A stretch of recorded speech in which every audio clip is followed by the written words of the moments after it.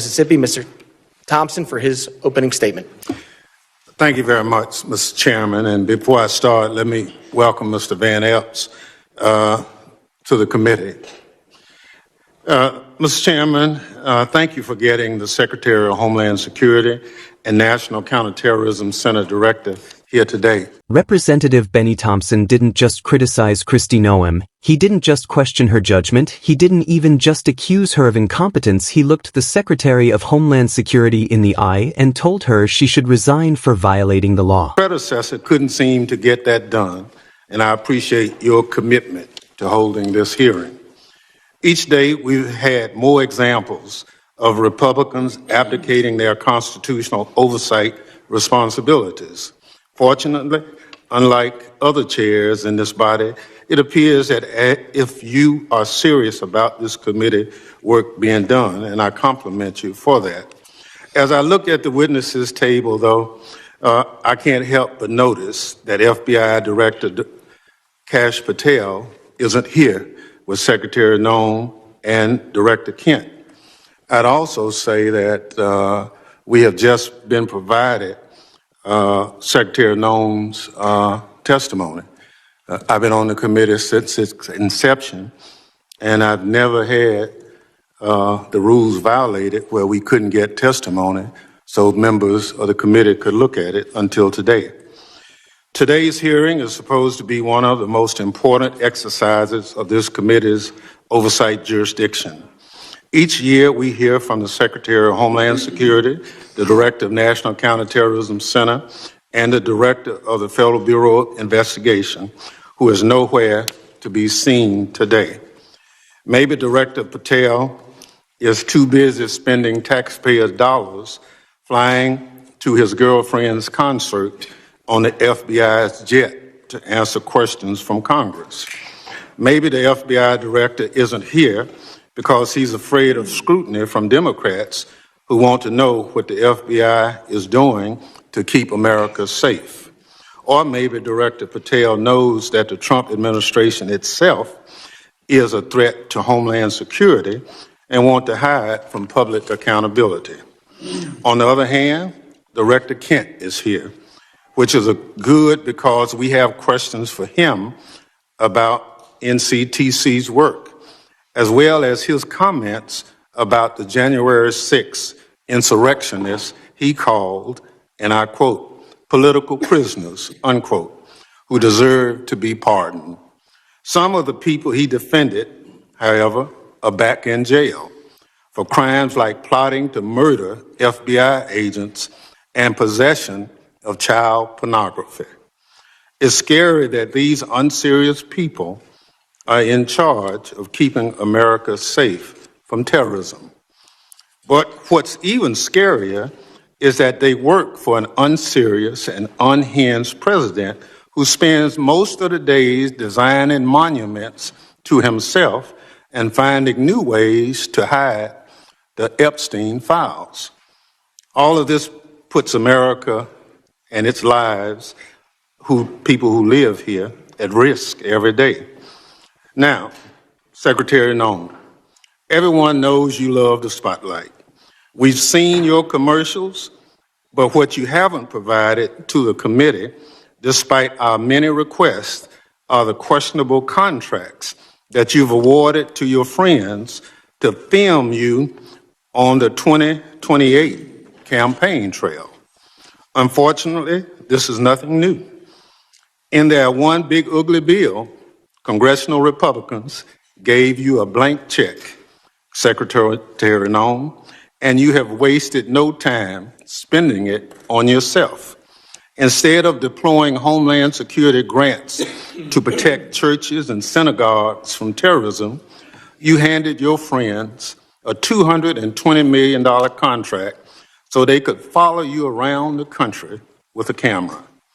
Instead of fully funding the DHS agency that protects our hospitals, schools, and electrical systems from cyber attacks, you spent $200 million to buy yourself new private jets.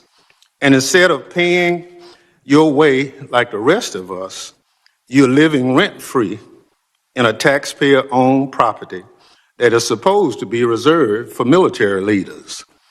Every penny that you spend on yourself represents the blood, sweat, and tears of hardworking Americans who expect their tax dollars to be spent on homeland security, not promoting you and your interests. Apparently, you haven't noticed that regular people are suffering under President Trump's affordability crisis, or maybe you, like him, thinks it's a hoax and just don't care. Either way, such corrupt behavior hurts Homeland Security.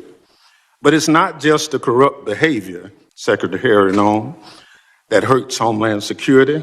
It's also your blatant disregard for the law. You cut programs and withheld congressionally appropriated money to prevent terrorist attacks and prepare for natural disaster. You eviscerated the Office of Civil Rights and Civil Liberties, which was supposed to keep DHS from violating Americans' constitutional rights. Within your own department, you illegally fired employees and retaliated against whistleblowers who reported wrongdoings at DHS. And during a shutdown, when frontline employees were working without a paycheck, your press shop never stopped using its social media accounts to push out racist and xenophobic posts. Throughout your tenure, you diverted resources from critical Homeland Security agencies and programs to carry out an extreme immigration agenda. You illegally ordered people deported to El Salvador, despite a federal court order and Department of Justice counsel instructing you to not do so. You illegally ignored a federal court order and shipped people off to South Sudan without due process. You are illegally blocking members of Congress from conducting oversight of ICE detention facilities, even though federal law demands that we have access. In the process of carrying out this extreme agenda, at your direction, DHS has terrorized, beaten, and detained hundreds, if not thousands, of American citizens. At your direction, DHS has illegally detained and deported American citizens, including U.S. citizen children with cancer.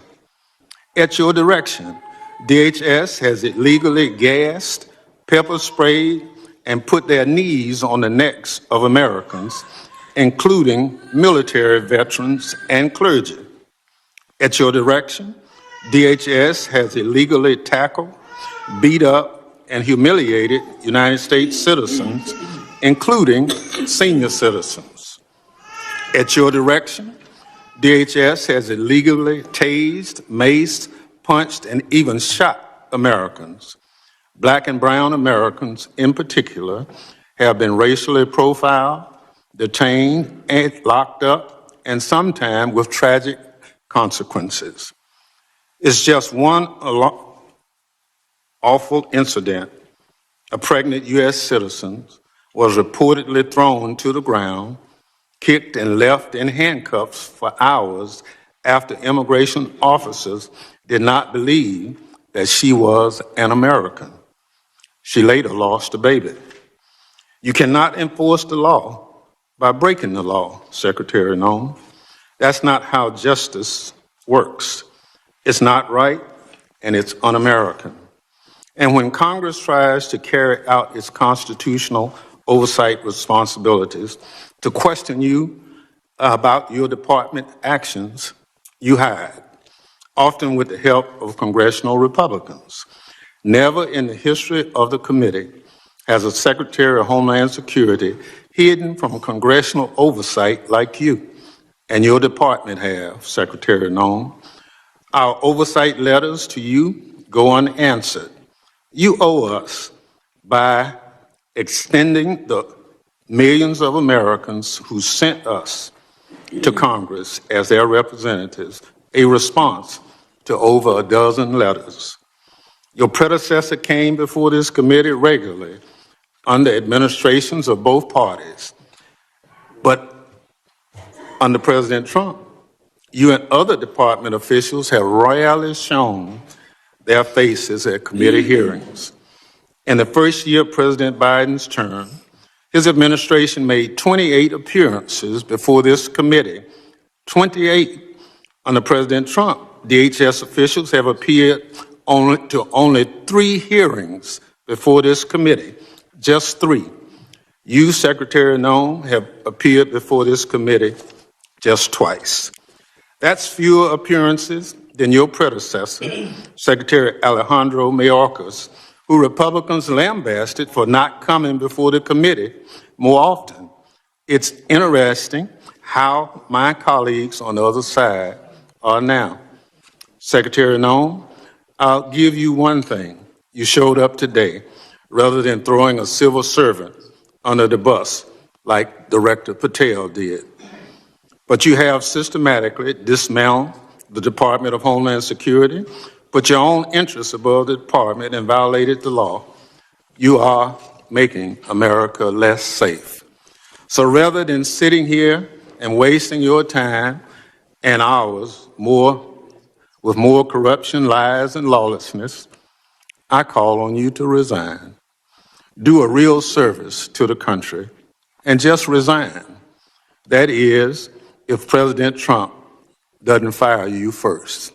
I yield back. This wasn't some random cable news hit. This wasn't a viral soundbite. This was an official congressional oversight hearing. One of the core responsibilities of Congress oversight is how democracy works, how the people through their representatives keep executive power from going rogue. Benny Thompson put something on the official record that future historians, journalists, and prosecutors will point to. The warning signs were loud, specific, and ignored. Thompson didn't lecture, he laid out that Kristi Noem's tenure at DHS represents a collapse of legality, ethics, and accountability, a department that sees the law as an inconvenience to maneuver around or defy. This isn't just about immigration or budgets, it's about whether the most powerful domestic security agency answers to the Constitution. When courts are ignored, whistleblowers punished, Congress blocked, citizens hurt. That is authoritarianism. Thompson connected corruption at the top to violence at the bottom. Private jets, pepper spray contracts, broken bones, unchecked power, and human suffering. He made it clear corruption has real consequences. People get hurt when leaders think the law doesn't apply to them. Calling for Noem's resignation wasn't theater, it was a verdict. After hearings dodged courts, ignored abuses piled up, Thompson acknowledged reality. A secretary who feels untouchable will keep acting that way unless stopped. This should worry everyone, because if DHS can ignore courts and brutalize citizens today, it sets precedent for tomorrow. Oversight matters as a firewall between democracy and something uglier. Thompson exposed a culture where loyalty to Trump outweighs loyalty to the Constitution. Cruelty is framed as strength and accountability as weakness. That culture grows if tolerated and continues if the public lets it. Benny Thompson answered clearly, yes, it is that bad. This isn't just about Kristi Noem, it's about whether anyone is above the law, whether oversight is real or ceremonial, and whether government serves the public or exploits it. Moments like this are rare. They demand attention. Talk about it, share it, challenge narratives, and demand